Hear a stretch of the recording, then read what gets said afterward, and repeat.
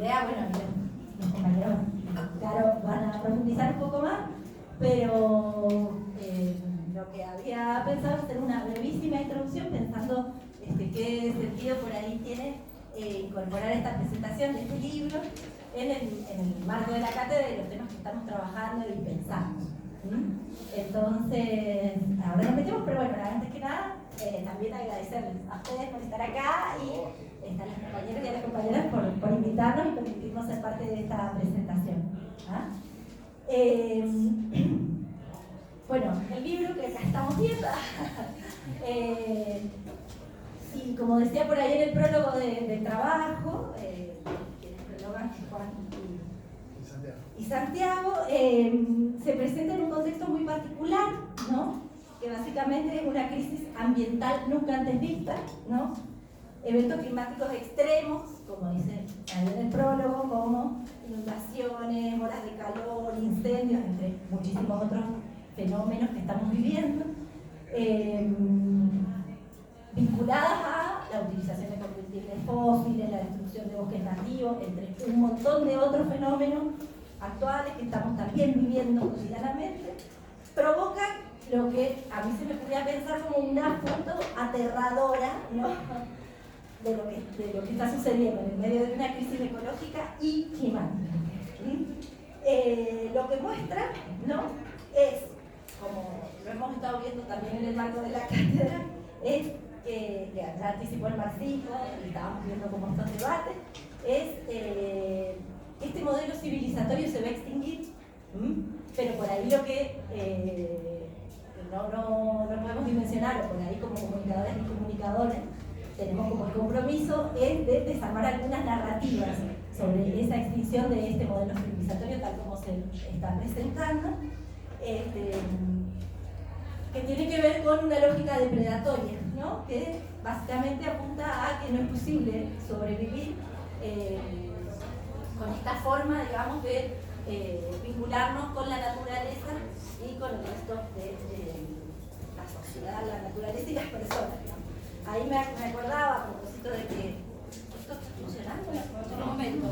¿sí? Por momentos. A veces sí, a veces no. Con un dictum, digamos, que hacía un filósofo muy interesante, que justo ahora estuvimos haciendo un homenaje, que es Franz Hinkelhammer, que hablaba de que el asesinato es suicidio, ¿no? Y básicamente lo que estaba tratando de decir con esta consigna, digamos, con esta alarma que nos daba, es esa propuesta ético-político que entendía que el ser humano está corporalmente y materialmente, como lo propone el libro, unido a sus semejantes y a la naturaleza, al punto que no puede vivir sin él. Por eso justamente si se continúa con esta lógica depredatoria, estamos provocando un suicidio global. ¿Por qué hablar de crisis ambiental, marxismo y naturaleza en el marco de esta cátedra? Para los compañeros que se quedaron, estábamos pensando. Básicamente por dos motivos fundamentales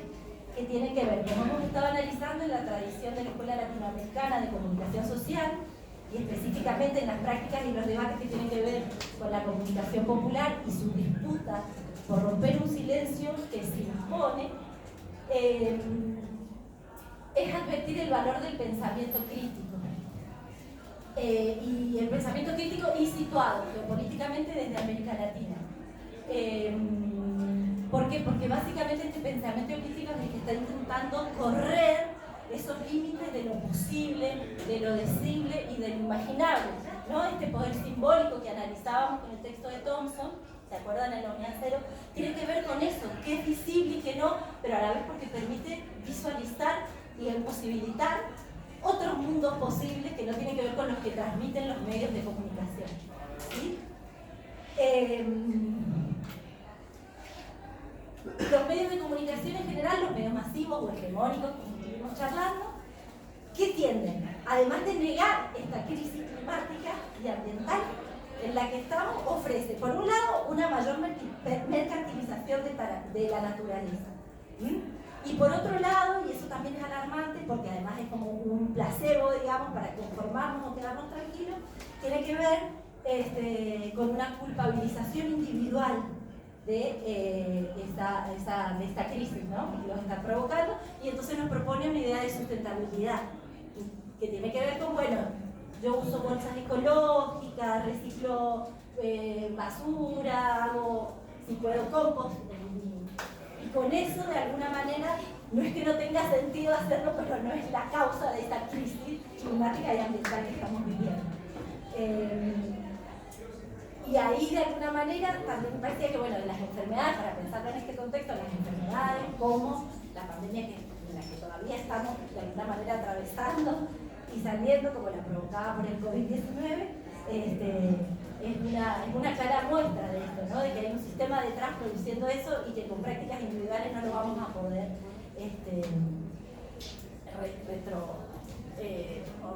desarmar, digamos. No quiero entenderlo tanto, pero básicamente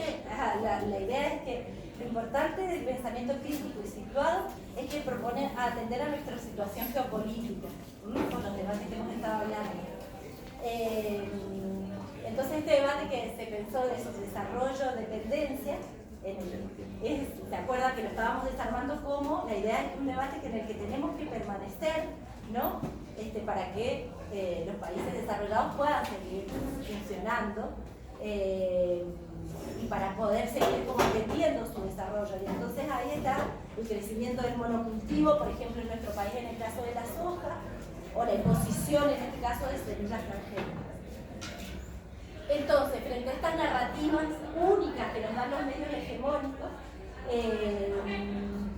por ahí cuál es como nuestra función como futuros comunicadores y comunicadoras críticas y situadas desde América Latina, es poder ir desmontando estas narrativas dominantes y los mitos que encarnan esas narrativas que tienen que ver con que sin la minería, sin el fracking no hay desarrollo, o por ejemplo estas ideas distópicas que un elemento externo, por ejemplo en las películas de Hollywood, elementos externos van a generar la destrucción mundial, y hay héroes también en eso, como por ejemplo un meteorito que va a venir. No, esto está sucediendo y está sucediendo todos los días y tiene causas, ¿no?, que están vinculadas con este sistema y con este modelo civilizatorio. Entonces, eso por ahí me parecía que era interesante que pensáramos como función de nuestro papel como comunicadores y comunicadoras. Desmontar esta narrativa y problematizarla desde una mirada crítica. Eso. Gracias.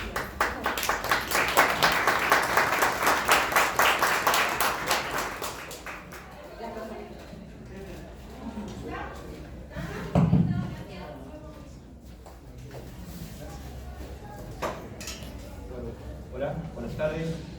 Me avisan si no se escucha bien. En primer lugar, agradezco la invitación para presentar este libro que ha sido publicado ahora. Y la verdad que, bueno, un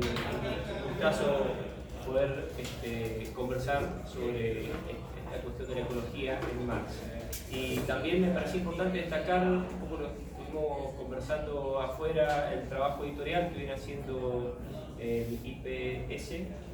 publicando, digamos, textos sobre figuras y debates que han sido clásicos del marxismo.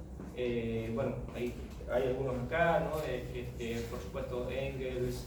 Marx, Trotsky, Gramsci, pero fuera Tristán también, Rosa Luxemburgo. Y la importancia, me parecía, y con esto por ahí ya entro en una de las primeras cuestiones que me parecía interesante destacar del libro. Lo importante de estas publicaciones no tiene que ver tanto con bueno, rescatar lo que muchas veces se conoce como marxismo clásico, que por ahí no estoy tan de acuerdo con esa definición, porque en general supone cierta canonización, cierto intento de cerrar la tradición, que es una tradición compleja, porque decimos una tradición de pensamiento y de acción, de teoría y política. Entonces encerrarla en una serie de axiomas, de preceptos, de categorías, en general reduce bastante la vitalidad de una tradición, y por ahí lo que digamos como lo que me parece interesante es pensar la tradición más bien como la pensaba alguien como Raymond Williams, que es un historiador marxista inglés, que siempre reservó para esta idea de tradición un sentido activo de quien está, digamos, heredando esa tradición, ¿no? Como un trabajo, una elaboración, una selección de eso que se está heredando, de ese pasado que se hereda, en función o a partir, mejor dicho, de las encrucijadas en las que se encuentra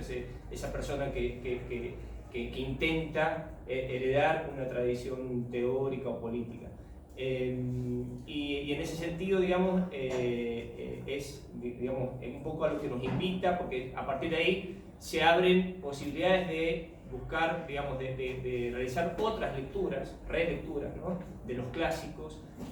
otras acentuaciones que quizás no han sido visualizadas, como hay épocas en que se abre cierta visibilidad de algunas cosas que en otros momentos no, o que ya habían sido vistas. Enseguida voy a hacer un comentario de lo que dijiste, pero lo cierto es que me parece que a ese trabajo nos invita el libro de Bellamy Foster, ¿no?, porque lo que hace en algún sentido es llevar a cabo una reconstrucción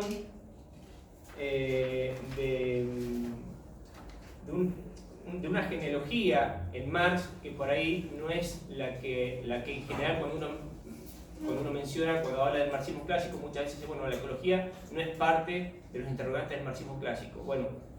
lo que propone Bellamy Foster a partir de esta reconstrucción, ¿no?, de cómo Marx fue heredando ese naturalismo materialista a partir de la filosofía de Epicuro, y empieza a rastrear de una manera bastante minuciosa, densa, digamos, todas las corrientes materialistas con las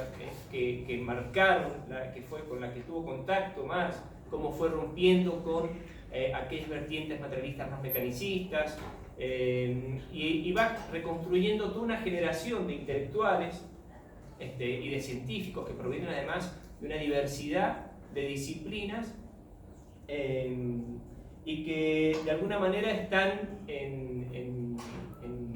la base de esta ecología de Marx, porque son los que a mediados del siglo XVIII y hasta, él sitúa un poco hasta principios del siglo XX, permitieron justamente, incluso en el momento en el que está en formación la ecología moderna, fueron científicos socialistas radicales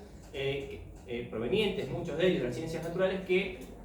aportaron a la conformación de esa ecología en Marx. A mí me gusta mucho cómo él cuenta, porque además es una investigación de más de 20 años, Foster en el prólogo, como dice, en realidad me propuse tomar a Marx para pensar la ecología, y lo que terminé encontrando es un profundo ecologismo en el propio pensamiento de Marx. Y por ahí no tiene que ver tanto la importancia, de esto, no tiene que ver con decir, bueno, Marx ya tempranamente había visto el problema ambiental, o tenía una preocupación ecológica, sino más bien reubicar ese ecologismo como elemento fundamental, como condición de posibilidad en esto que, en el proyecto de Marx de llevar adelante una crítica de la economía política.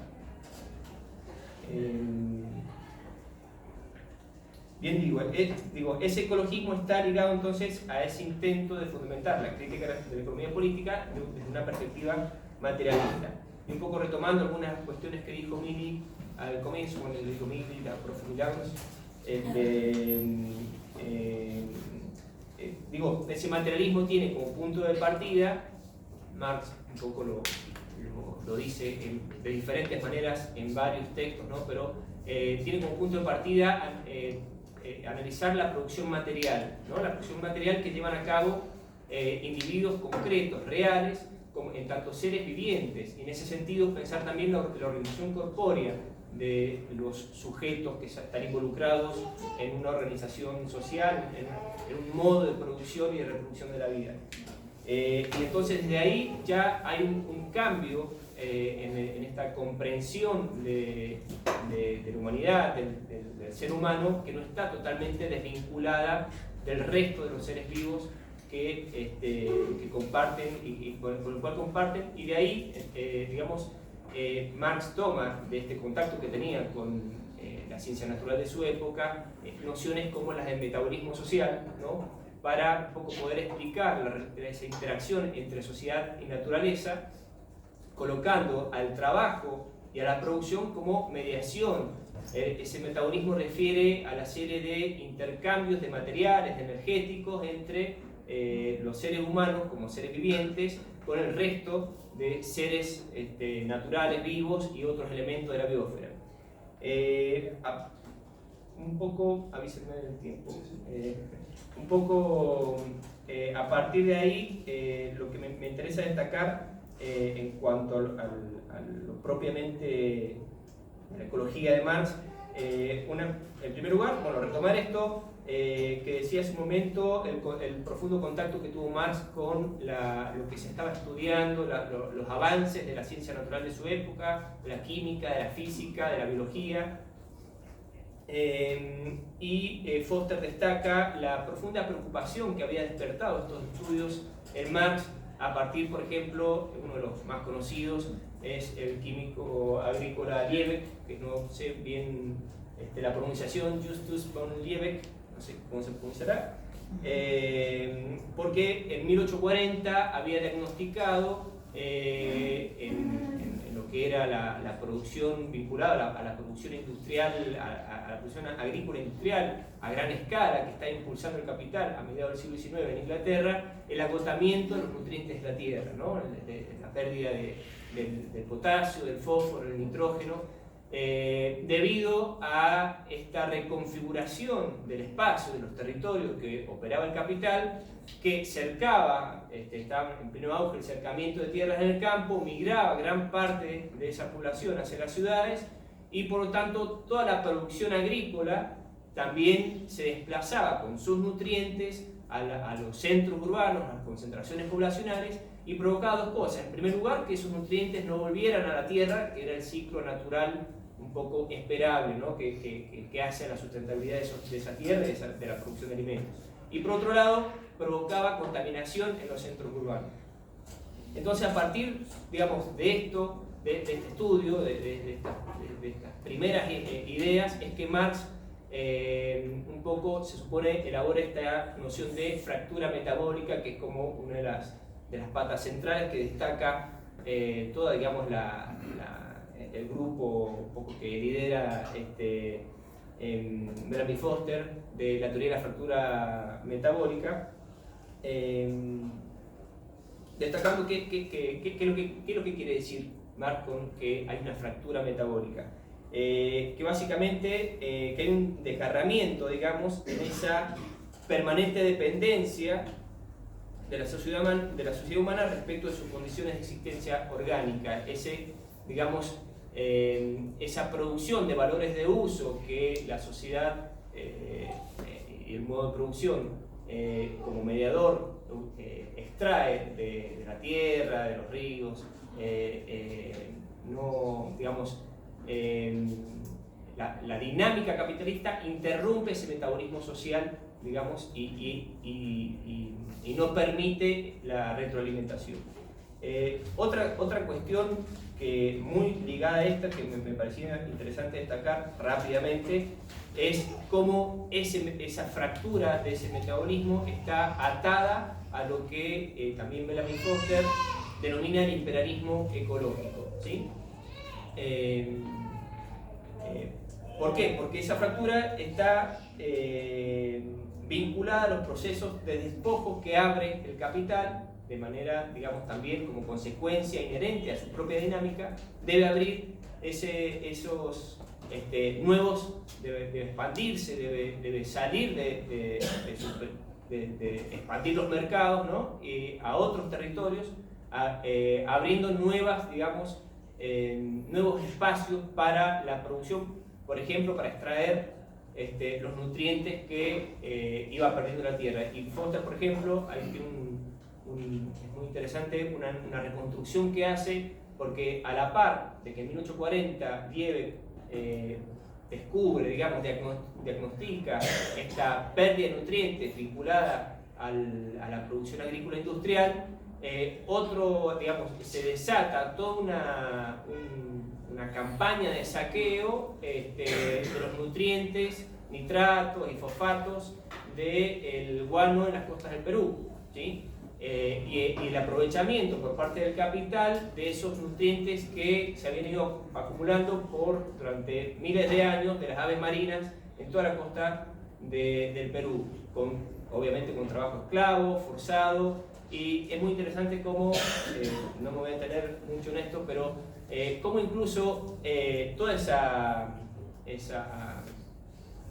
saqueo de los nutrientes en el Perú está en el medio y va configurando lo que deriva en la Guerra del Pacífico y todo el entramado, digamos, y las disputas entre Chile y Perú, y cómo Chile termina apropiándose de la porción de mar del océano que era parte de Bolivia, ¿no? Con digamos, la injerencia de Inglaterra en el medio, que iba tejiendo y configurando un poco esa guerra, los resultados de esa guerra para su propio aprovechamiento. Bueno, esta cuestión, entonces, me parecía importante también destacarla en cuanto a lo que se puede pensar al imperialismo ecológico a partir de esta idea de fractura metabólica, porque es un poco la consecuencia inherente, ¿no? Y que a la par, digamos, en torno a esto, reaparece también otro debate que ha sido muy interesante en las últimas décadas, muy importante para América Latina, que es toda la cuestión de la acumulación originaria, ¿no? Porque un poco lo que Marx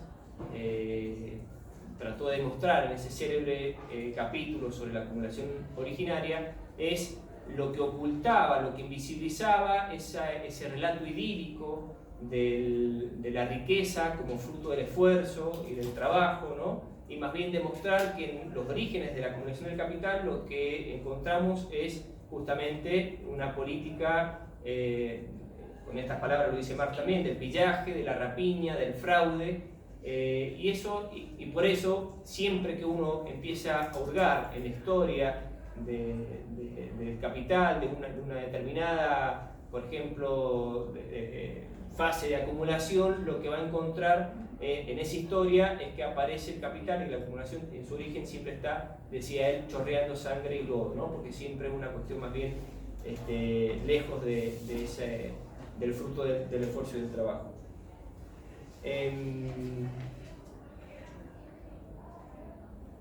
Por último, no sé cómo voy de tiempo. Bien. No, muy bien entonces.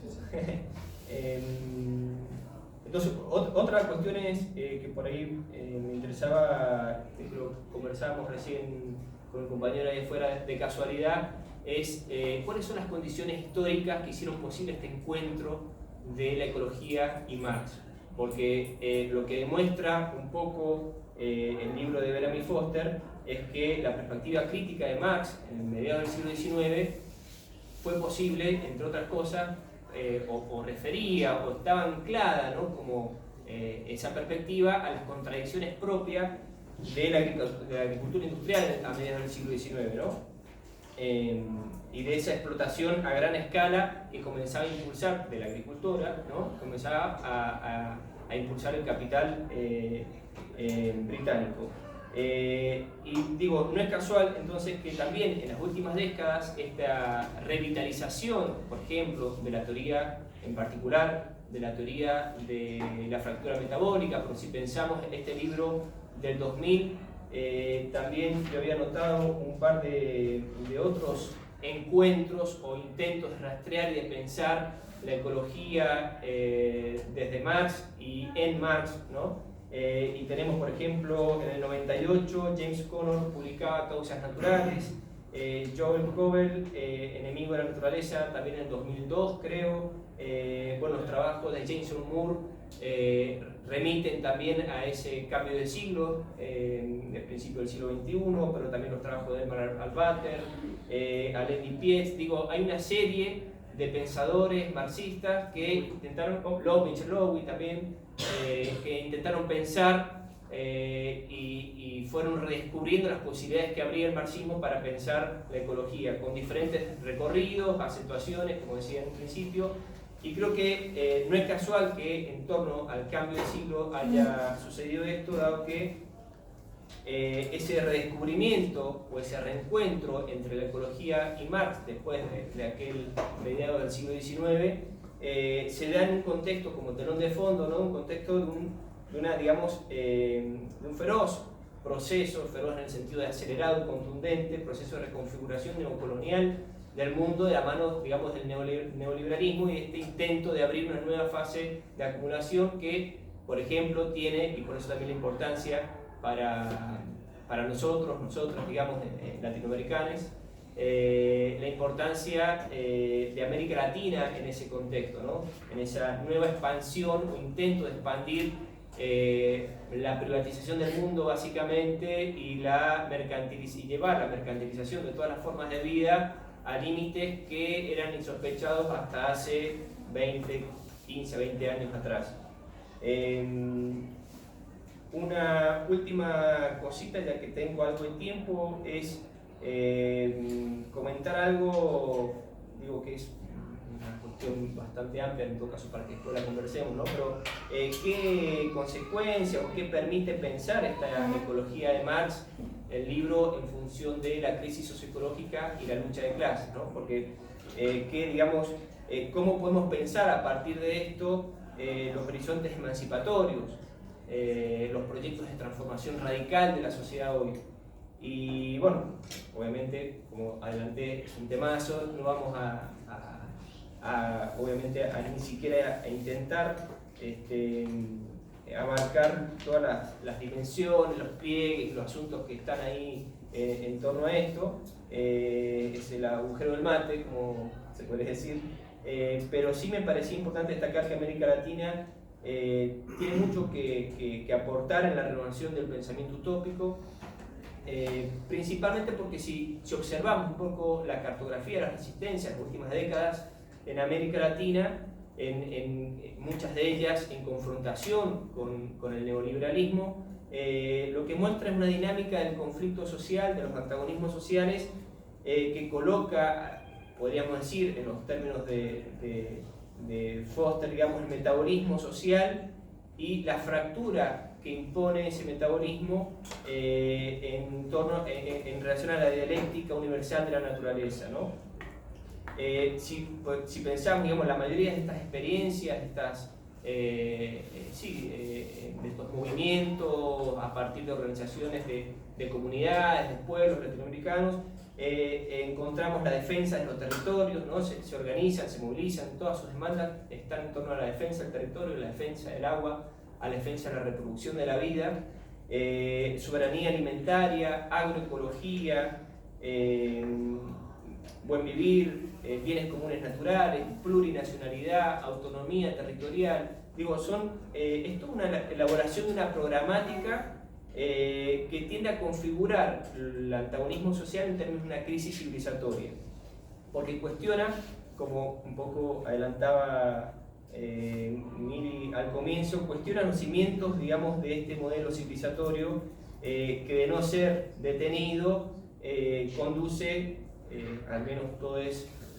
lo que se puede anticipar inexorablemente, a la destrucción, las condiciones que hacen posible la vida en el planeta. Y estas rebeliones populares, incluso sin ir tan lejos, digamos, lo que hemos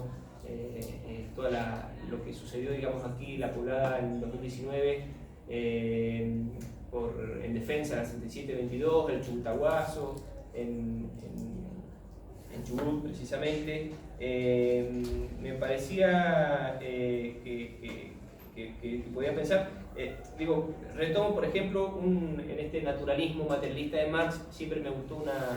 una frase, y con esto cierro, una frase de Marx que encarna ese naturalismo. Por ahí puede ser interesante rastrear todas esas metáforas que empleaba Marx. Así Enrique Dussel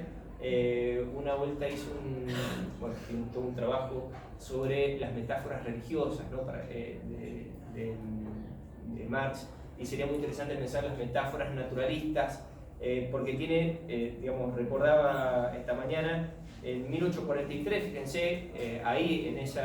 medio de esa preocupación que decíamos a partir de los descubrimientos del Liebig, decía, ¿qué es ser radical? Se preguntaba. Decía, ser radical es atacar el problema de raíz. Y la raíz para el hombre es el hombre mismo. La frase sigue, la corto ahí, pero en general muchas veces se ha interpretado esa frase como simplemente como un parte del antropocentrismo que habría también en Marx, ¿no? Pero a partir de esta genealogía que reconstruye Bellamy Foster, podemos entender que para Marx el hombre mismo, ¿no?, implica la actividad práctica de un ser viviente y un ser cuyo desarrollo, cuya producción de sus propios medios de vida implica un metabolismo con la naturaleza, ¿no? Y con otros seres, con el resto de los seres vivos. Y decía yo, por ejemplo, el Mendoza Guaso, el Chucuta Guaso,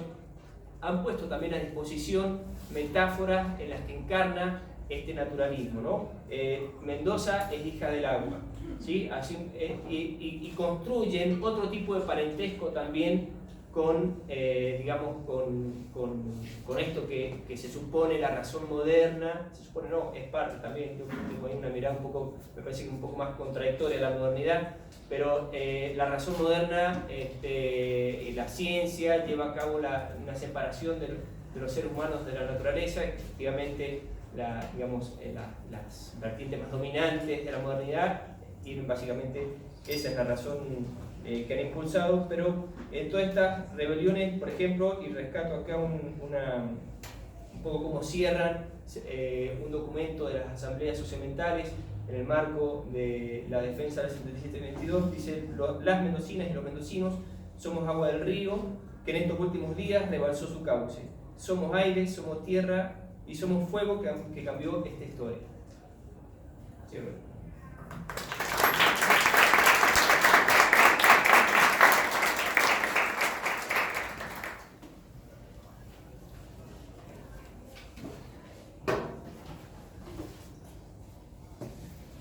Bueno, ¿qué tal? Antes que nada, gracias a la cátedra, a mí, a Mariano por haber venido acá. Súper interesante lo que fueron diciendo, y qué bueno que el libro también está pensado para poder provocar estas reflexiones y estos intercambios. Después, al final, la idea es abrir un espacio de intercambio, de preguntas para poder aprovechar el encuentro. Varias de las cosas que tenía pensado decirlas fueron diciendo bien Mil y Mariano, así que me va a permitir ir a hacer hincapié más en otras. Bueno, tenía un... como decía Mili, me parecía importante situar un poco en qué momento editamos este libro, que es el primero de la colección Ecología y Marxismo de Ediciones IPS, que es una editorial militante que está impulsada por el PTS y que, en pocas palabras, se propone poner a disposición de las nuevas generaciones, de jóvenes trabajadoras, trabajadores, mujeres, pueblos originarios, toda una tradición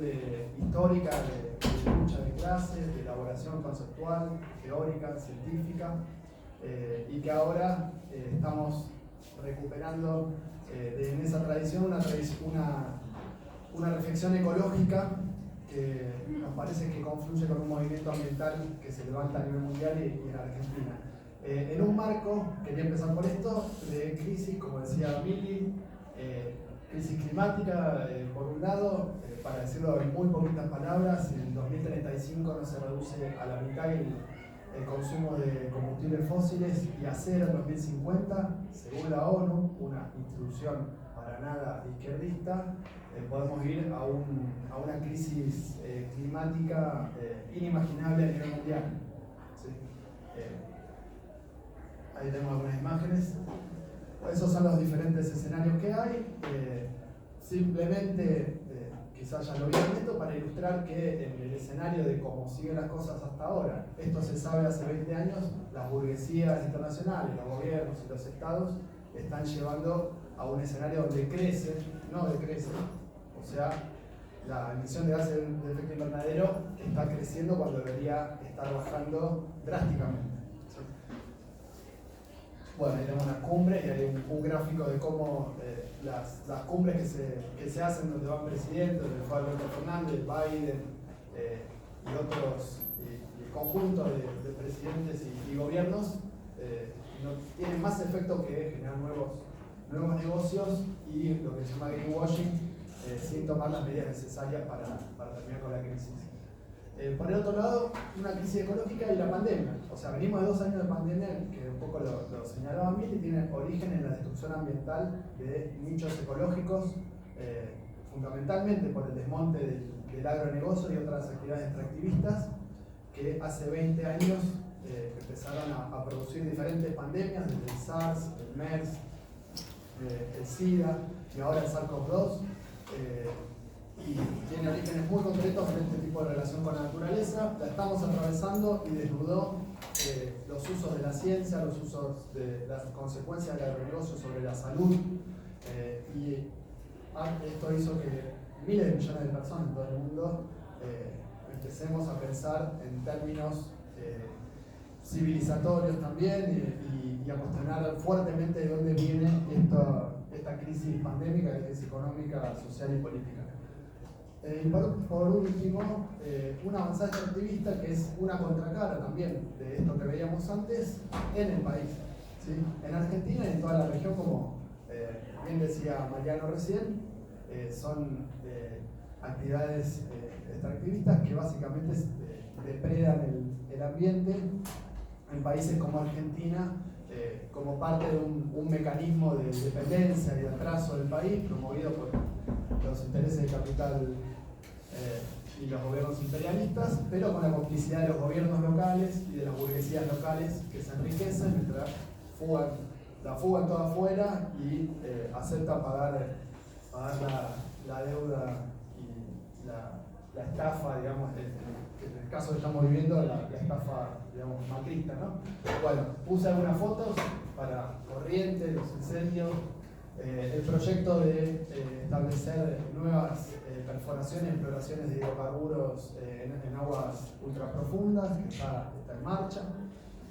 El desmonte, Argentina es uno de los países que más desmonta a nivel mundial. El desmonte son sumideros de carbono, son parte del metabolismo del carbono que se destruyen, o sea que Argentina no solamente vía la extracción petrolera, el fracking, la producción de metano, etcétera, sino sobre todo con la destrucción de bosques y de bosques nativos, contribuye fuertemente al proceso de crisis climática. Y bueno, los usos de la ciencia, lo que están viendo ahí es uno de los tantos ejemplos del trigo HB4 producido por el CONICET y Biocere, una empresa de propiedad de Hugo Sigman y Gustavo Drogo-Compater, que está presentado como un avance de la ciencia cuando en realidad es un trigo que no solamente es resistente a la sequía, sino sobre todo al glufosinato de amonio, que es un veneno súper tóxico, y lo están promocionando como un avance de la ciencia argentina. Bueno, finalmente la megaminería en todo el país, acá estamos justo en Mendoza, pero conocen bien de qué se trata la amenaza de la megaminería, pero hoy por hoy la amenaza se centra en todo el país y fundamentalmente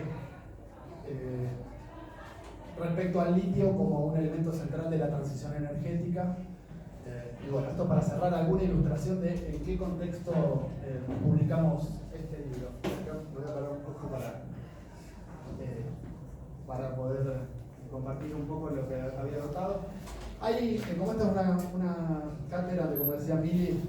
se pone en discusión aspectos comunicacionales, me parecía que estaba bueno poner en discusión ciertos sentidos comunes, si el problema es la humanidad, si el problema es individual, si se soluciona cambiando los patrones de consumo de forma individual, si es un problema de que el Estado tiene que regular esas actividades extractivas, como dice, por ejemplo, Cristina Fernández de Kirchner, si son opuestos ambientalismo y desarrollo, y si es posible un desarrollo sostenible mediante mecanismos de mercado, como por ejemplo los bonos de carbono, o ponerle valor a la naturaleza, el concepto de servicios ecosistémicos, bueno, toda una conceptualización neoliberal que básicamente plantea que el mercado podría regular y evitar los desequilibrios ecológicos. hay una cuestión ahí, todo esto está en discusión, y el tema es, bueno, cómo se instalan estos sentidos comunes, qué lugar tienen los gobiernos, los estados, los medios de comunicación. En la pandemia lo vimos con la guerra contra el virus, ¿sí? Toda una narrativa donde el problema es el virus, ese pequeño, digamos, organismo vivo o muerto, según se lo quiera ver, y no la forma de producción depredatoria que ocasionó no solamente ese virus, sino los anteriores, y que ocasionó que mientras se produjeran vacunas, mientras países tenían para 3 dosis de vacunas, otros países ni siquiera llegaron a vacunar al 1% de su población y generar nuevas variantes del virus que se extienden, etcétera, etcétera. Bueno, para la crisis climática hay muchos ejemplos. Un ejemplo que me parece importante son los informes de la propia ONU, ¿sí? Que habrán visto este año, entre el año pasado y este, salieron 3 informes de la ONU donde se plantea una idea de que el problema es la humanidad. Son informes larguísimos, tienen como 3.000 hojas cada uno, pero se hace un resumen para tomadores de decisiones políticos, que es lo que circula, y hay una idea fuerte donde el problema sería la humanidad así en abstracto, y al mismo tiempo los gobiernos podrían solucionar la crisis climática, ¿sí? Entonces, son narrativas que se instalan y que es necesario poner en discusión. Y un poquito del libro viene también a ese lugar. Entonces, un poco Mariano adelantó algunas cuestiones del libro. Bueno, el tema es para qué publicamos el libro y qué tiene para aportar el marxismo respecto a estos problemas urgentes que enfrentamos a nivel mundial y a nivel local. El libro, para completar un poquito lo que decía Mariano, Bellamy Foster dice: yo pensaba que el marxismo servía para explicar el capitalismo, pero la verdad que para discutir sobre ecología el pensamiento de Marx no tenía mucho para aportar, o más bien había que tomarlo de una forma medio lateral. Me dijeron algunos amigos y amigas que eso no era así, me puse a investigar y finalmente encontré en el marxismo una reflexión sobre la naturaleza sustantiva, donde desde el inicio Marx está discutiendo qué relación tiene el ser humano con la naturaleza, y en todo su desarrollo va avanzando en un doble sentido, que es el de ligar la alienación de la naturaleza, esa visión de la naturaleza como algo escindido y separado del ser humano, y al mismo tiempo la alienación del trabajo, la explotación de la mayoría trabajadora por un puñado de propietarios de medios de producción. Y una cuestión importante, que es que durante todo el siglo XX, si llegamos a una situación donde hoy, por ejemplo, hoy en un programa de radio, el conductor decía algo que era interesante, que tiene, digamos, hay un núcleo, digamos, para pensar que, bueno, marxismo y ecología, qué raro esto, que estemos hablando de marxismo y ecología hoy, ¿sí? Bueno, y hay una visión donde están separados esos dos términos, y eso tiene un origen también histórico, ¿sí? Y Bellamy Foster plantea que el propio marxismo durante el siglo XX, lo que él llama marxismo crítico, marxismo occidental, tendió a dejar de lado una reflexión sobre el materialismo, sobre la ciencia y sobre la ecología, ¿sí? Las raíces, que un poco lo ponemos ahí en el prólogo, para nosotros, para mí, Santiago, y quienes elaboramos colectivamente el prólogo, tienen que ver con la experiencia del estalinismo, con la burocratización de la revolución, con transformar al marxismo en una caricatura de lo que realmente era, transformarlo, como decía Mariano, en un dogma, en una tradición muerta, incuestionable, cuando en realidad en Marx lo que encontramos es un pensamiento vivo. Y Foster se plantea el problema, y cuando va a rescatar ese pensamiento, nos da todo un recorrido por una reflexión de Marx que quería desarrollar en algunos aspectos. Y antes de ir a eso, una cuestión, algo que se propone Foster, es discutir con ciertas ideas presentes dentro del propio ambientalismo, ¿sí? No solamente está dentro del ambientalismo esa idea, digamos, de dejar de lado la reflexión del marxismo sobre clases sociales, sobre el Estado, sobre la posibilidad de terminar de forma revolucionaria con el capitalismo, sobre negar a la clase obrera como un sujeto que en su heterogeneidad puede ser un sujeto revolucionario, sino también al mismo tiempo una serie de planteos, por ejemplo, holísticos, que tienden a difuminar, digamos, con lo que Marx y Engels planteaban en términos muy concretos como los aspectos dialécticos de un desarrollo que es el desarrollo del capitalismo y de las clases sociales, que es necesario comprender para revolucionar y transformar. Entonces, es importante porque creo que esto dialoga con una situación que vemos también acá en Argentina y a nivel mundial, que dentro de compañeras y compañeros que nos movilizamos contra el extractivismo y por una agenda de lucha ambiental, está presente también esta serie de presupuestos, ¿sí? Por ejemplo, es algo que yo discutimos, digamos, en muchas notas, en Izquierda Diario, en Ideas de Izquierda y también acá, con por ejemplo una compañera que es Maristela Vampa, donde aparece una idea del marxismo como un productivismo y como un antropocentrismo. Por ejemplo, en el libro anterior de Maristela, Enrique Viale, aparece esta idea de que el marxismo tiene ese sesgo. Y bueno, eso viene de ciertas autoras ecofeministas que hacen ese planteo, y lo que plantea Foster es, detrás de eso está la idea de que el problema se reduce a la modernidad y el marxismo es parte de la modernidad, entonces acarrea todos esos problemas. Bueno, en todo el libro, como decía Mariano, lo que se encuentra es una reflexión donde de entrada Marx está